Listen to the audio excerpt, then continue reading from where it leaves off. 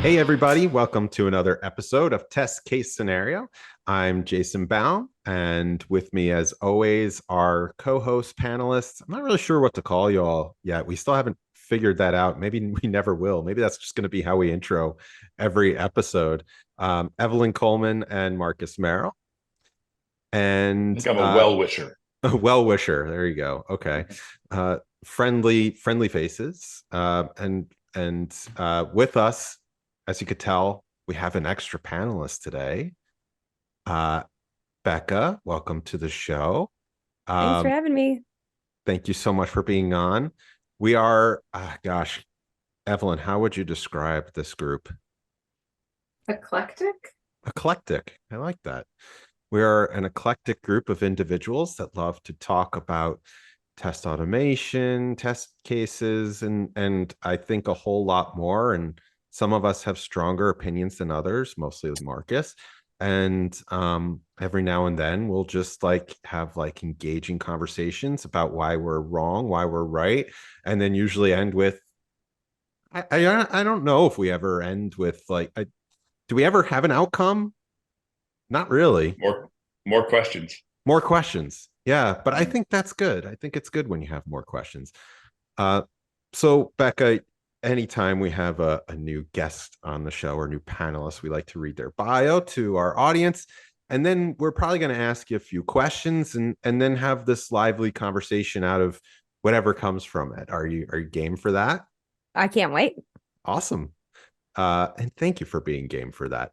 Uh, BekahHW is a prominent figure in the tech community, known for her diverse contributions spanning coding, screenwriting. You're going to have to tell us more about that, blogging, and open source initiatives.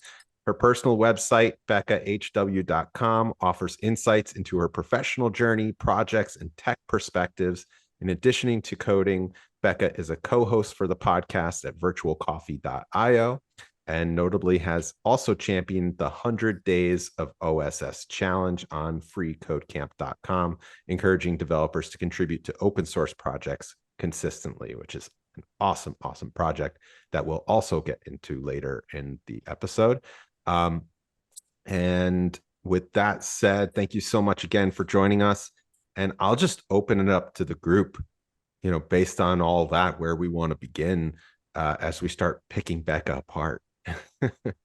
That is a very scary proposition. Well, not literally. I mean, I would love to know, Bekah, more about how I know your professional journey is on your website, but could you tell our audience a little bit more about how you kind of got into open source and what makes you such a big champion for that?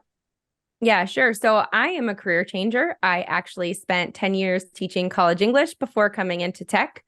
It wasn't really anything that I imagined my life to be. So this is why anytime someone asks, like, where do you see yourself in 5 years? Like, I have no idea based on my past history because I never imagined that I would be in tech. But here I am, and I went to a boot camp. I was lucky enough to get a full scholarship to a boot camp. It was self-paced and remote. And at the time, I have 4 kids. My youngest was a year old, and I was dealing with a lot of trauma that I went through after giving birth. And so I found that community was really important to me. And so I kind of grew in that experience. And then within my first year of coding, the pandemic hit and I lost my job.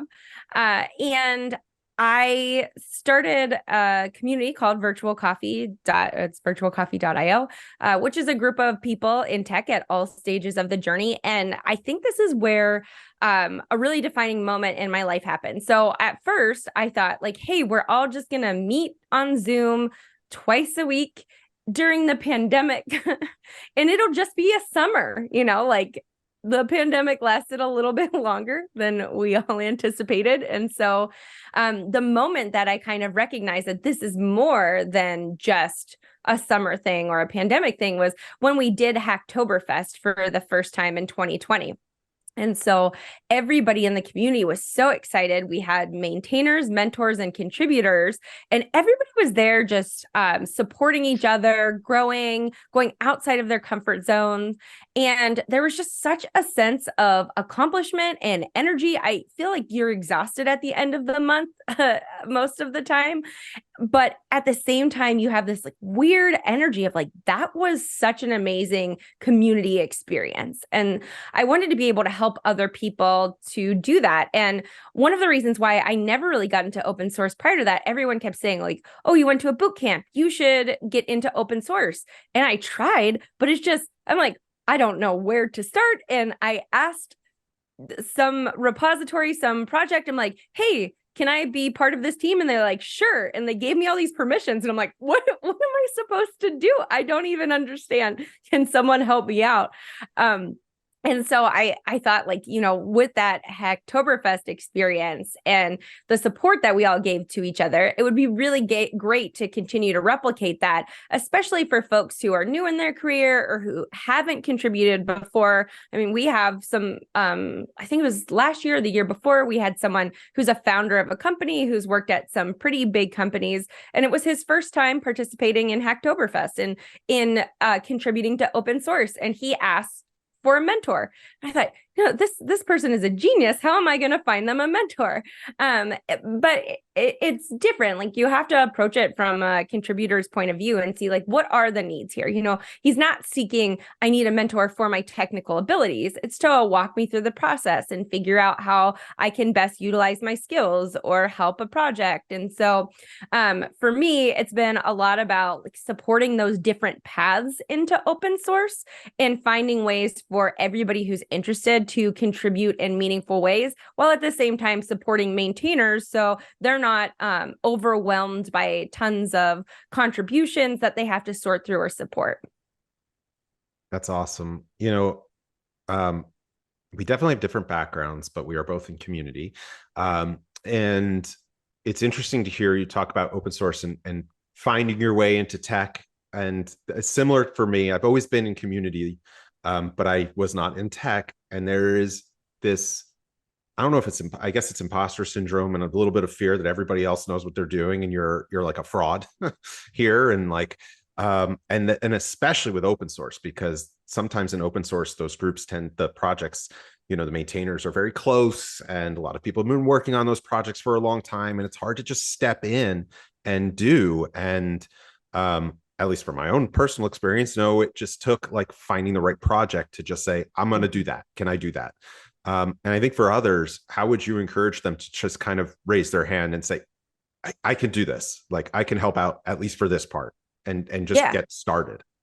I think that's so important. That's one of the things that I'm working on a lot at OpenSauce. So I'm the developer experience lead there. And so I'm trying to support lots of different people coming into open source and finding different ways to do that. And so one, we strongly believe that knowing somebody who is contributing to open source and talking to them about it is a great way to get started. So I know there's like firsttimers.com and lots of ways to find issues, but often there's still a big barrier to entry there. So I think like knowing a person or knowing a community that's focusing on open source is a really great way to get a personal invitation and support to be able to do that. And one of the things that we've also been doing is create low barrier to entry to open source. So like tomorrow, for example, I'm running our intro to open source workshop. It's also an asynchronous course that you can find on GitHub. At the end of the course, you make your first PR. And then for the 100 Days of OSS challenge that we're doing, I also started a new repository, which is called the Pizzaverse. So OpenSauce is pizza themed. And so that like, okay, let's give people more opportunities to contribute and to get comfortable with doing things like making PRs, making commits, creating a new branch. You know, a lot of those things I think that we take for granted as something that's easy to do, but it's not if you've never done it before, right? Like there's a whole language that you have to learn to be to feel part of the community often. I think that goes back to like feeling that imposter syndrome. I don't know how to talk about this. And so so like finding ways to help people talk about the thing, to ask questions, to give them a person, a face to the organization and to the project, I think decreases those barriers and also makes people a little bit more comfortable to participate. And, there's lots of great communities out there to say like, hey, I could use some help. And it doesn't have to be for the open source project. And I think that's one of the mistakes that people often think, like a maintainer has to be the one to help you. Doesn't have to be the maintainer. And often the maintainers can't help you because they're very busy. So finding a community, I actually just wrote a blog post. I think it came out on Monday. You don't need a mentor. And the idea is you need a community of people that are there to support you. And it extends to open source for sure. It doesn't have to be the maintainer or someone on the team. It could be anybody in the tech community that has some experience, and they could be one step ahead of you. They don't have to be an expert at what they're doing. If they're there to talk through it with you, you can discover it together. I could cry listening to that. The amount of people who don't seem to have a long memory about what it was like to contribute for the first time, who, and you've seen, I'm 100% sure you've seen those lists of like, here's some easy places to contribute, and you click on the list in a language that you're familiar with, right? You did a boot camp, I did a boot camp, so you're like picking something you're familiar with. And there's this list of very serious sounding projects. I mean, libraries, things that you don't even, like, you couldn't even figure out how to use, nevertheless contribute to. And everyone is just like, oh, yeah, just like git clone it. And you're like, huh? Like, there's this feeling where you can see in the distance how the steps could seem easy. But the barrier to get over the first wall to get there seems like a million miles high.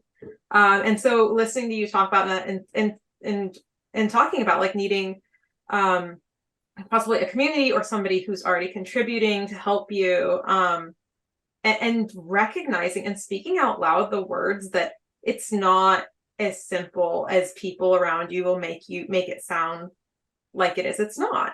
And I think we need to be more blunt and honest about what that is and lower that barrier. Not saying that it's incredibly difficult, like anyone could do it, like you're saying, but we can't laugh in the face of people who are struggling. We need to figure out why that is and help them. So I guess this isn't a question. This is just a thank you, a really heartfelt thank you. And I really appreciate you being able to bridge between the people who do speak like it's this easy thing and the folks who are struggling, because there's not enough folks out there who are bridging that gap. Yeah, I think that word easy needs to just be eliminated. What's easy for you is not easy for someone else.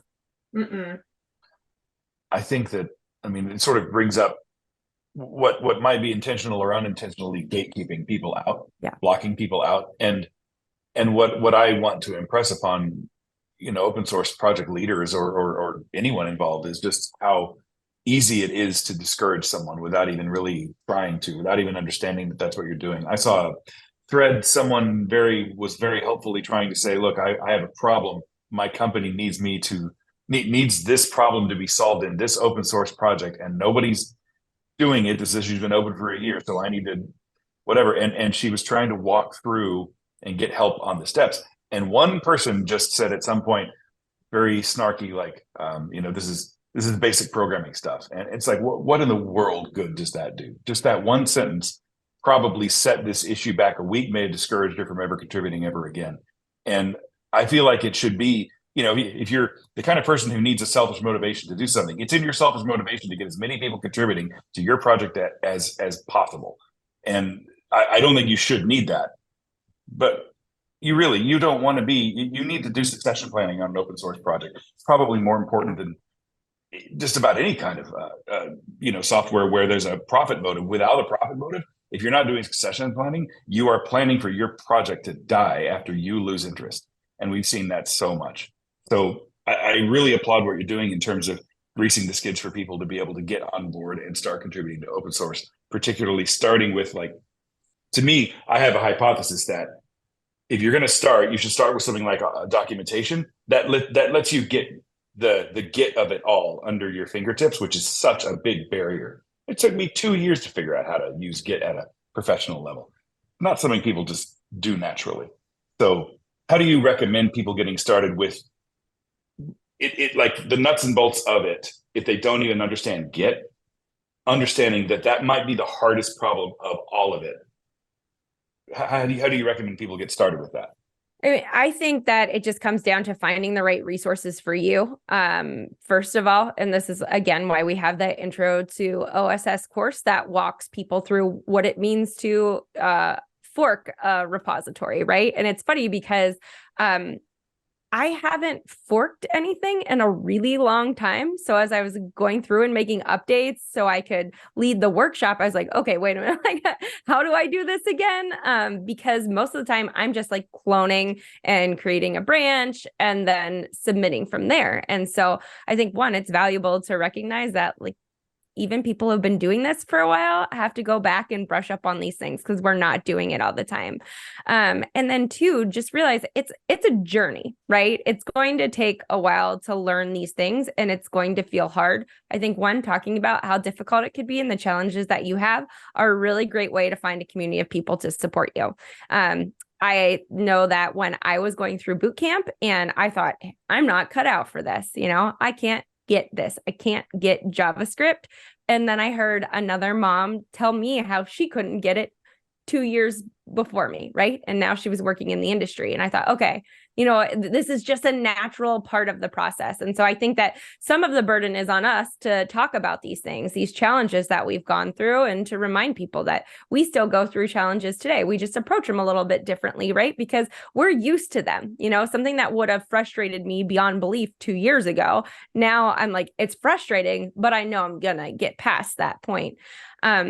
But kind of like back to the question about if you want to contribute. So do some practicing. You might build your own project. And one of the greatest learning tools for me was to create my own open source project. I did that first Hacktoberfest that we did for Virtual Coffee. And there was a learning curve, but I learned about communication. I learned about asking questions.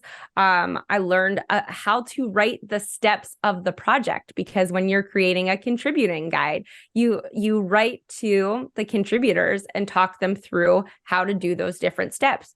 In order to do that, I had to learn how to go through those steps. And writing has been a huge part of my journey, probably because I was an English teacher for 10 years. But it's also been a huge reinforcement of the things that I've learned. Okay, so if you don't know what it means to fork a repository, learn what it means to fork a repository, write about it. You can tweet about it. You can put it on LinkedIn. You can blog about it, whatever. But I think that each of those steps, and then create that progress. It's a map of your own progress. And one, it helps to reinforce that learning. But two, in those moments where you feel like I have no idea what I'm doing, I don't learn anything and I'm stuck, that's a place for you to look back and say like, oh, wait a minute, I did learn all of this stuff because I didn't know what Git was 10 days ago. I didn't know how to make a commit before. I didn't know this language at all. And so, find some of those resources. Don't be afraid to make note cards. I'm not going to lie. I made note cards when I was in boot camp and they were color coded and I still have them today. It was really useful for me. It helped me learn, and everybody learns in different ways. So again, like, don't get frustrated. Find the way that works for you, whether that's making those note cards, practical application, doing a very simple course, or creating your own repository. And it's okay to mess up, right? A nice thing about coding is that you can always undo what you have already done. Yeah, same with Git. You can always rewrite history. Evelyn, didn't you do something like that? Didn't you start a little a repo that other people were sort of honing their Git skills on? I remember from a couple years ago. No, negative. No, I don't think I did. And if I did, I don't remember. I am not the person to be teaching folks about Git, because like Bekah said, ChatGPT must have told Marcus that. He must have told you that. Yeah. It's one of those. It's possible. It is. It's one of those skills that I've found to be a barrier, and maybe not in the same way as like it's not impossible to learn. It's just that and this is where the consistency, the 100 days of comes into play, where we had talked about this before the recording started, but I made some commits a few years ago with a lot of mentorship. I mean, I had the entire solutions architect team at a round table helping me get through my Hacktoberfest commits and helping me step by step. And then after that, even if you saw me a month and took a snapshot of me a month later, if you asked me to fork a repository, that information is gone.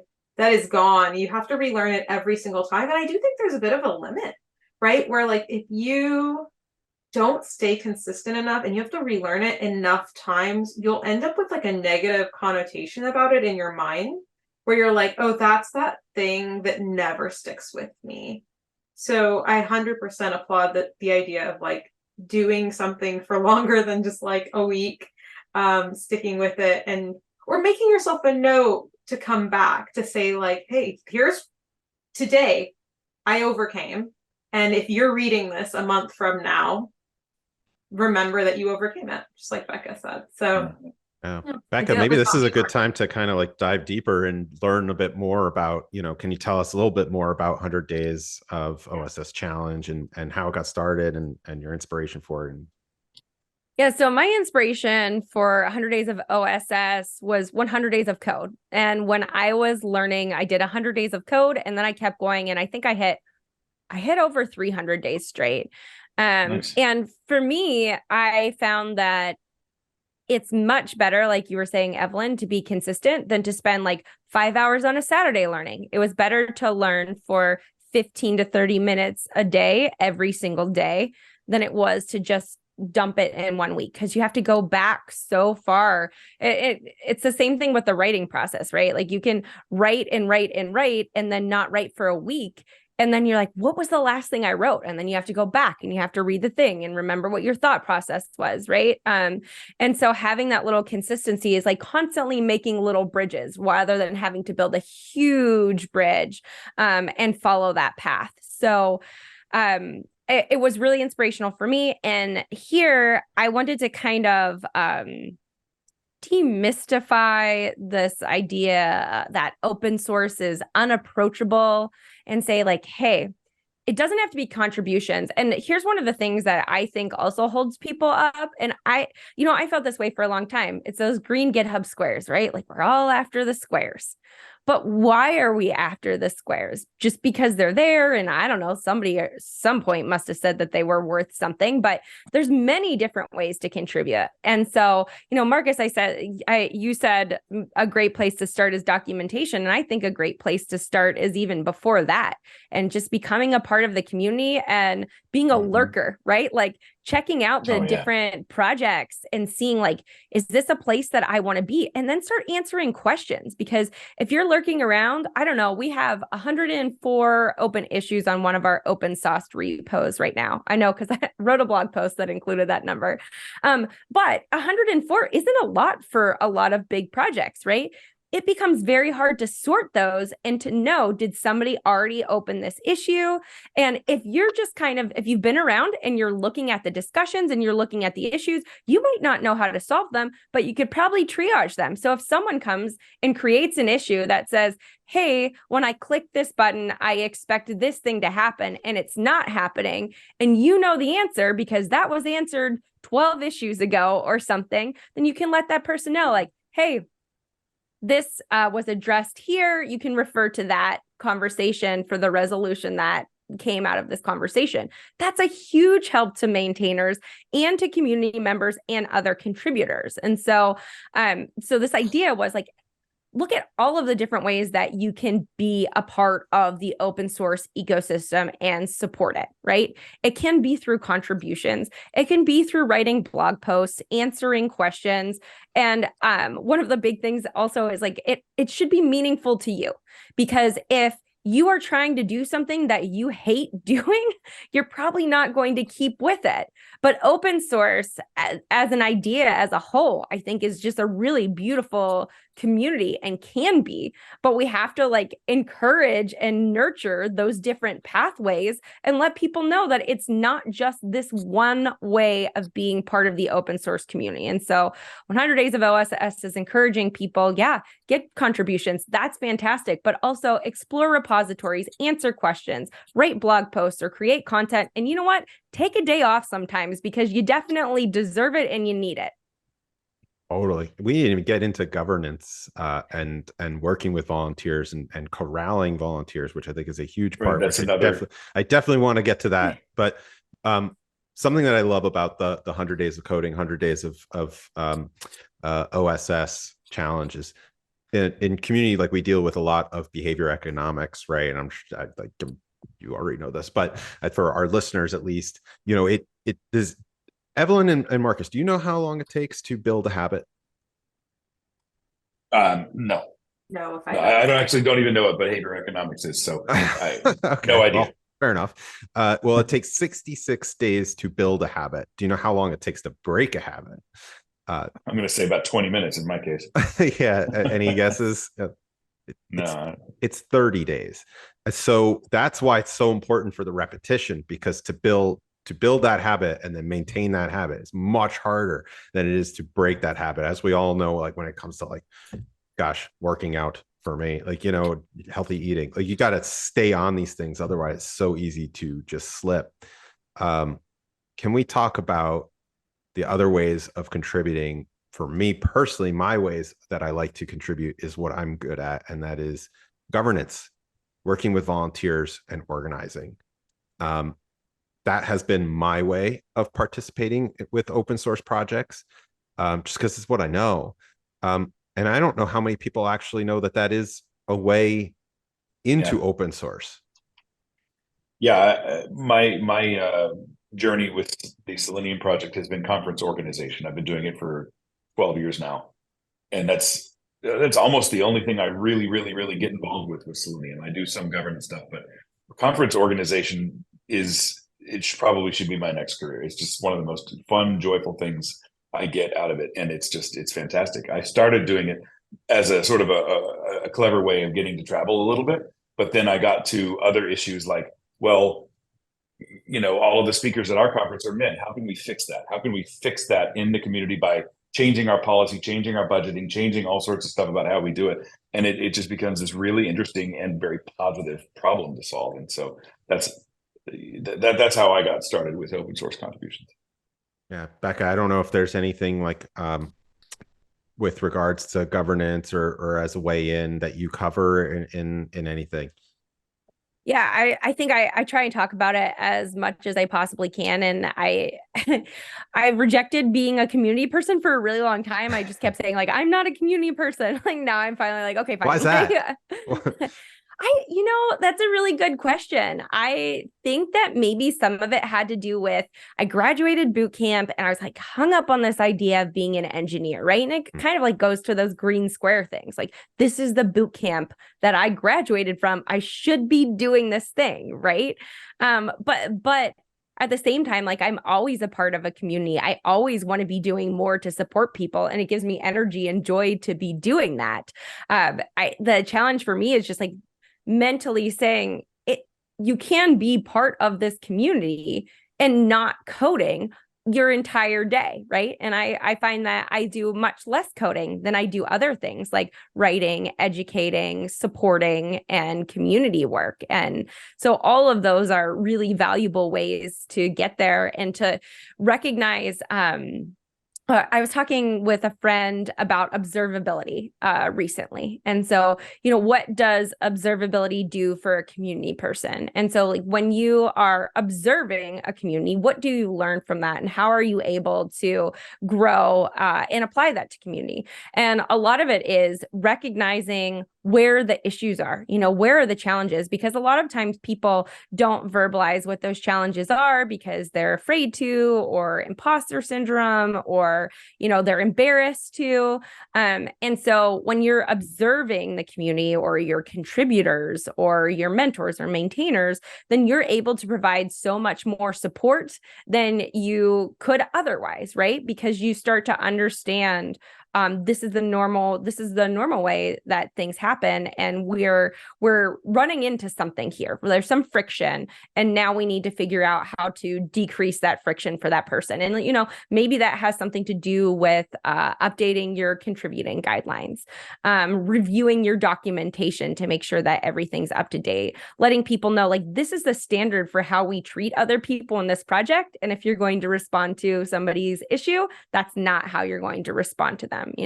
So there's lots of different ways that I think like taking that time and taking to listen, that can be incredibly valuable to ensuring what the health of the community is. And obviously, like the health of a community in open source is incredibly important to the longevity of the project.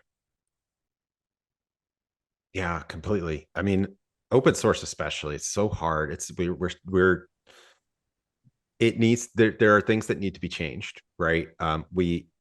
We have someone who works with us. Her name is Paloma. She speaks on this issue quite a bit, diversity and inclusion in open source. And like, I think the numbers were something like 93% to 7% male to female in open source, which is significantly worse than in tech in general, which is already really, really bad. So what can we do to change that? So like, what are some things that you think we might be able to do?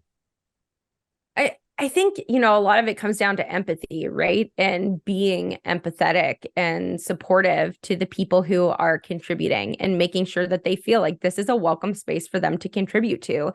And one of the best things that I've seen in the last year or two is there's organizations that are working really hard to create positive communities. And when you have a community of people, then you're more likely to get a diverse group of contributions if you are supporting a diverse group of people. And so, listening again to the community and what the needs are is incredibly important. Letting them know that you're willing to listen. It can be hard, right? Because not everybody has the resources to support a community. And so then there becomes this tricky balance that you are working with. I work on it with a very small team of like under 10 people, right? And so we're all wearing a lot of hats and trying to support the community and create that positive space. But we also have a smaller community. Like we don't have the same community that these huge organizations have, where they're getting all of these issues and all of these responses. And so I think that making sure that you value the people in your community who are positive and who are making positive change is really important, providing them with recognition and opportunity to do that. And then also, finding more pathways for folks to contribute, like we said a couple of times before, because I think that if you can provide lots of different entryways, then you might find that that person is going to grow with your organization, with your project, and then they're going to also share that with other people, because really that word of mouth recommendation goes much further than anything that you can do in terms of marketing your project. If I know that this project is a safe and positive space for me to contribute because one of my friends told me, who is similar to who I am, then it's going to be a lot easier for me to contribute down that path.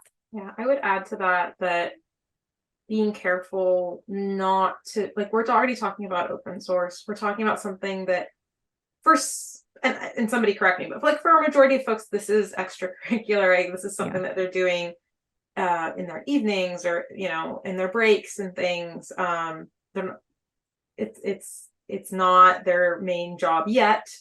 And when it comes to asking marginalized folks to become part of a community or to get involved in something, making sure that we're not asking folks who are already perhaps taking their own journeys to get ahead, to then add more work to their plate. I know that this happened to me a couple times where, somebody's like, I've got this great opportunity for you, but it's at 7:30 p.m. 2 days, 2 weeks, 2 days a week for like 4 weeks, but really want to get you, out in front of people, not realizing that like, a lot of folks that are from marginalized communities are already doing night classes. They're already going the extra mile just to like catch up to some folks that may have had different access to different resources in their careers. So just making sure that we're mindful of when we do give opportunities, that it's not that it's welcome, and that we make the amount of work clear and help make those folks successful. Something that I always kind of chime in about when we talk about giving folks opportunities to contribute. Yeah, I've definitely seen some amount of gatekeeping when there's a job listing and it says something like, provide your GitHub repo. Not everyone has that. Not everyone has been through that. Not everyone has the time, the luxury to be able to contribute to open source on weekends. And I think it's wonderful what you're doing to try to encourage people to start to build that kind of thing in a safe way. And what I'm wondering is, how can we also fight against that sort of gatekeeping that we see, or at least mitigate for it? So the type of gatekeeping where people are saying like open source is the way you need to be contributing to open source. Yeah, like if you don't have a GitHub repo, then what even are you doing? Like if you don't have a spate or a portfolio of contributions to all these projects, then you just been doing your job this whole time. I mean, come on. I've been hearing some stuff like that. Yeah, I mean, I think that part of this comes down to, I gave a talk in January and it was called The Power of Storytelling, right? And so the idea is that we communicate best when we share our stories with other people. And when we share stories with other people, it invites them to share their stories with us. And so sometimes that story includes the green squares and sometimes it doesn't. And I think that one of the things, it can be very hard to talk about what you're doing if you don't have those green squares, because that seems to be like part of this universal language or something.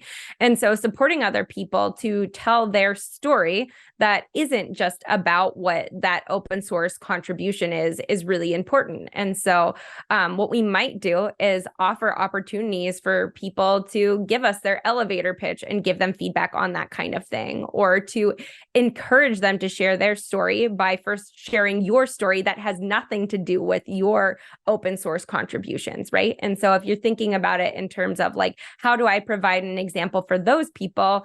It would be to tell a story that is meaningful to them and allows them to see like there are different paths in tech and there's different ways of doing things. You just have to know how to frame it. Yeah, cool. That's great. I like the idea of hearing folks' stories and having them not just be, like you said, the green squares. I didn't know until this conversation about contributing by helping to manage the community or helping to coordinate a conference, or even to just help with issues and going in and sorting that thing out, because again, doesn't lead to a green square necessarily. And I'm wondering if there should be like a way to combat that gamification of commits where you're like doing that. I don't know, merit badges for the myth of the meritocracy. That's one of the things that we're working on at Open Sauce for that very reason, right? And we have like badges that are in the works for lots of different things. So right now you can create a highlight for your PR, right? Your pull request.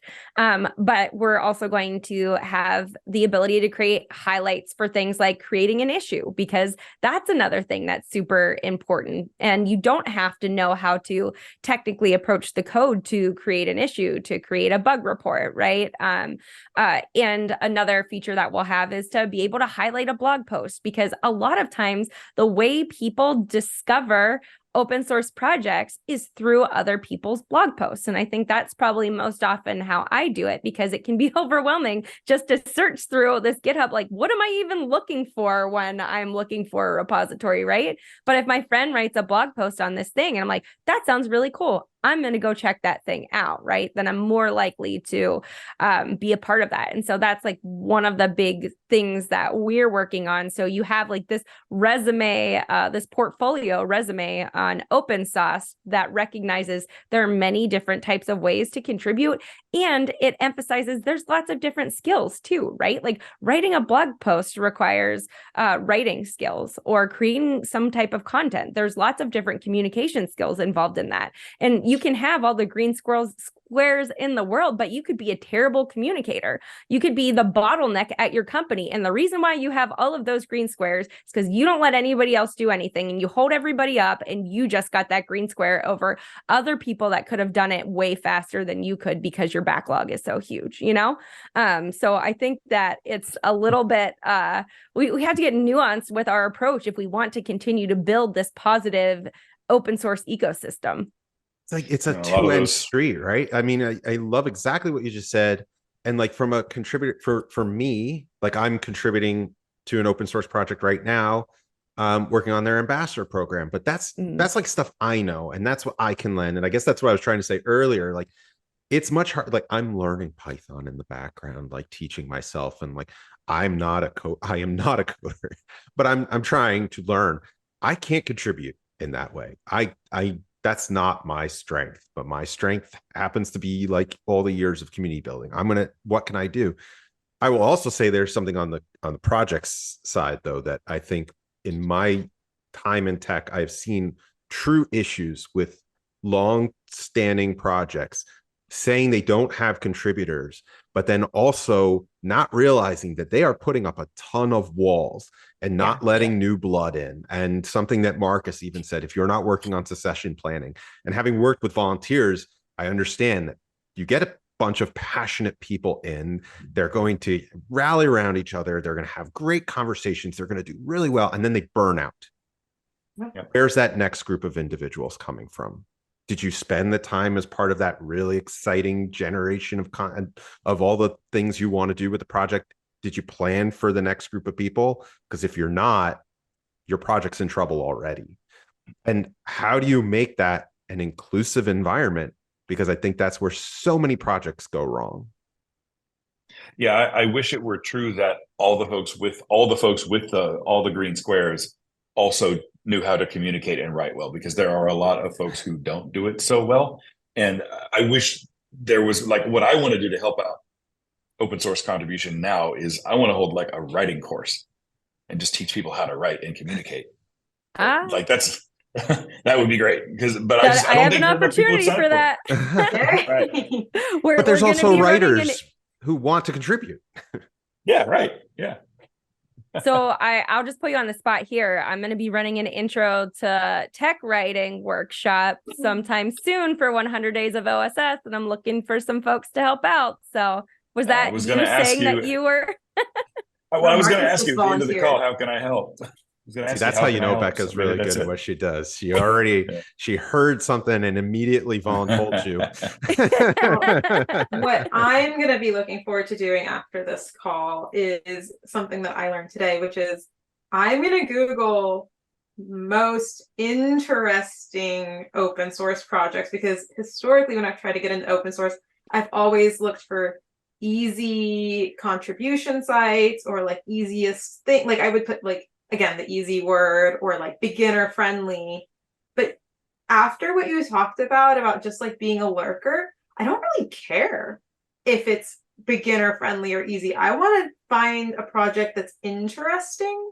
So Marcus, while you're working on your helping Bekah with the writing part of the new upcoming workshop, and while Jason is going to be learning Python and helping with that, I'm going to be trying to find an interesting project to lurk on, because I absolutely agree that if you lurk long enough, you'll answer questions and you'll see patterns and things. So I think all three of us got some homework to do.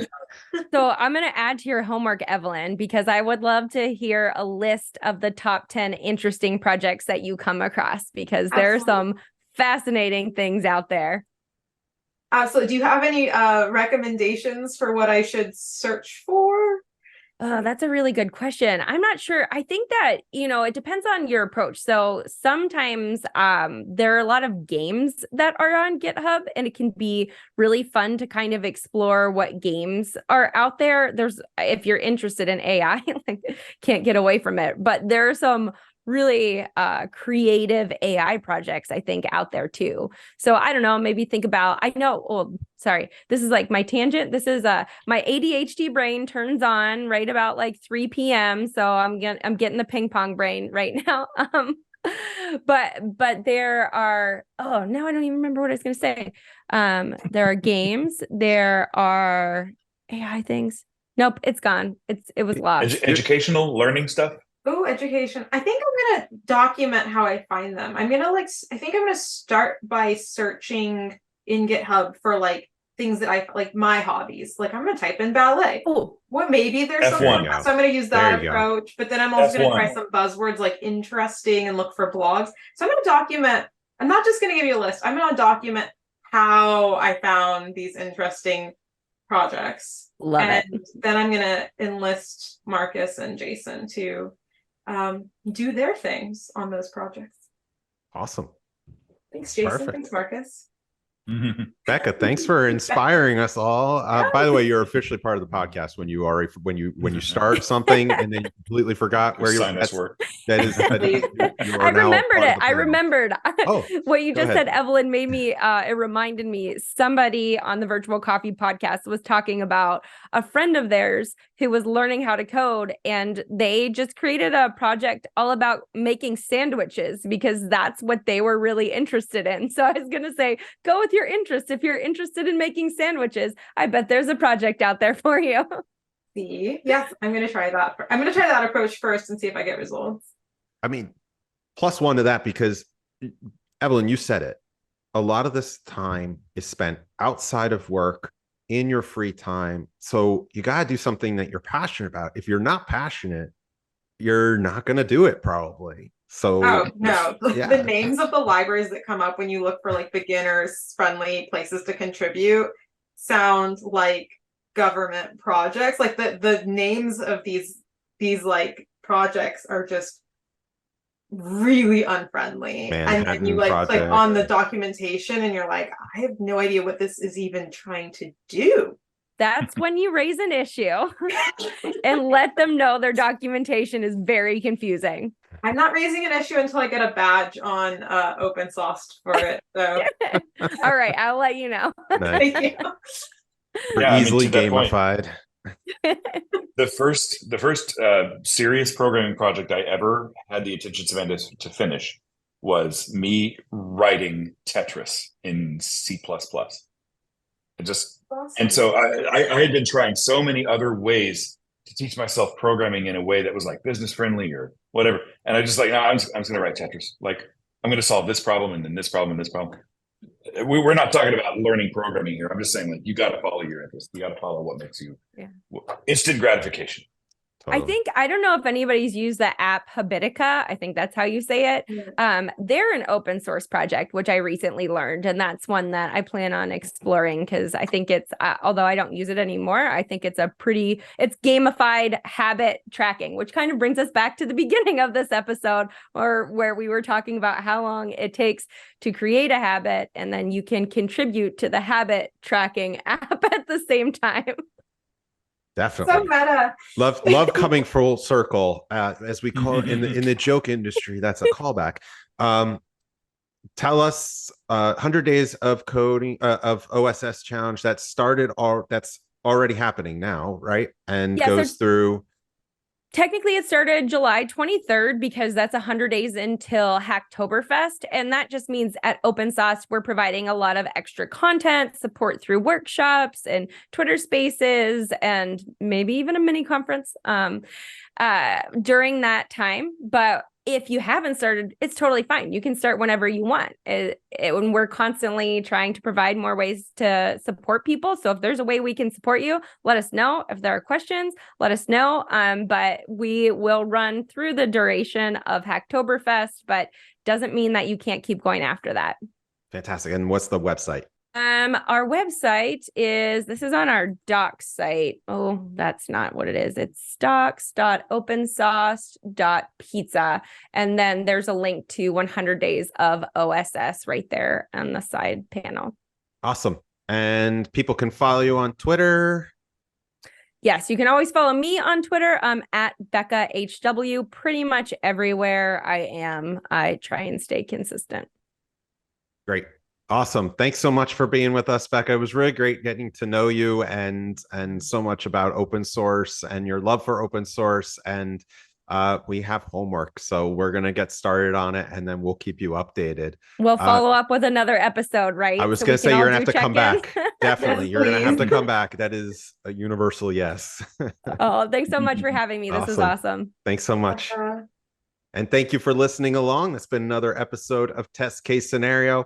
Please email us. Let us know what you thought. If you have a question for Bekah, since she's coming back, maybe she'll answer it. It's community-hub@saucelabs.com. Thanks a lot, and we'll see you next time.